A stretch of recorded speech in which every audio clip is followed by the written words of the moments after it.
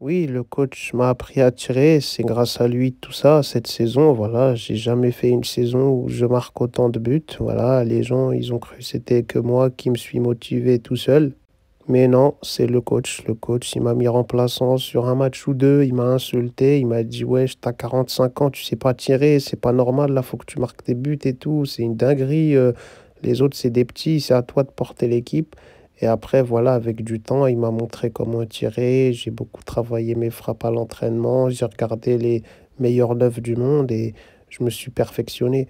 Et voilà, c'est comme ça. Et puis après, tu ajoutes à ça les Rolex, les Patek, toutes les montres qu'on a dit qu'on allait m'offrir si je mettais pas mal de buts cette saison. Donc ma motivation, elle était plus grande parce que j'aime beaucoup les montres. J'aime les montres plus que le foot. Voilà, vous savez que les retards dans ma carrière, surtout au FC Barcelone, c'était quelque chose d'assez fréquent. Donc, à un moment donné, j'ai pris goût à respecter les horaires, à avoir des bonnes montres. Et c'est comme ça que maintenant, je kiffe les montres, tu vois.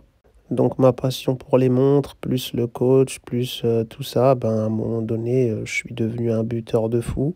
Et cette saison, voilà, j'ai fumé plein de gardiens, j'ai mis des buts de fou, j'ai même mis des buts de la tête alors que j'ai un jeu de tête vraiment éclaté, mais j'ai été surprenant, j'ai été imprévisible. J'ai dribblé tout le monde, j'ai marqué, j'ai fait des vrais trucs. Et voilà, je suis content. Donc voilà, c'est quand même en partie grâce au coach, grâce aux montres. Et après, voilà, tout ça a fait le joueur que je suis cette saison. J'espère que je continuerai comme ça pour les saisons d'après, mais c'est vrai que c'est tout nouveau pour moi. C'est la seule saison où je mets plein de buts, hein. D'habitude, je faisais des saisons, je mettais 4 buts, 18 blessures. Et voilà, c'était ça mes statistiques.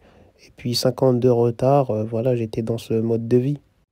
Là, c'est un nouveau kiff, voilà, je prends mes responsabilités, je commence à kiffer, je sens qu'on attend de moi des buts, je sens qu'on me cherche pour que je marque. Avant, c'était pas le cas, tu vois, on me cherchait pas pour que je marque. Limite, on disait, faites-lui pas la passe, il va la tirer dans le ciel. Et c'est ce que je faisais souvent, je me souviens encore, j'ai même un peu de nostalgie avec ces moments où je savais pas tirer. Je visais les cieux, je visais les oiseaux, c'était mignon, c'était beau, je les voyais tous s'éparpiller parce que voilà, ils avaient peur que je les shoote. Et voilà, c'était des bons moments. Je peux pas oublier les moments où je savais pas tirer. Il y avait quand même du bon là-dedans.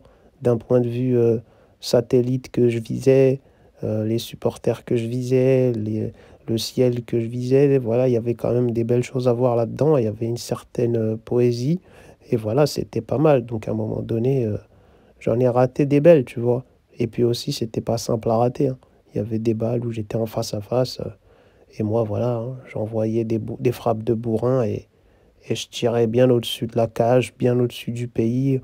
La balle survolait la ville.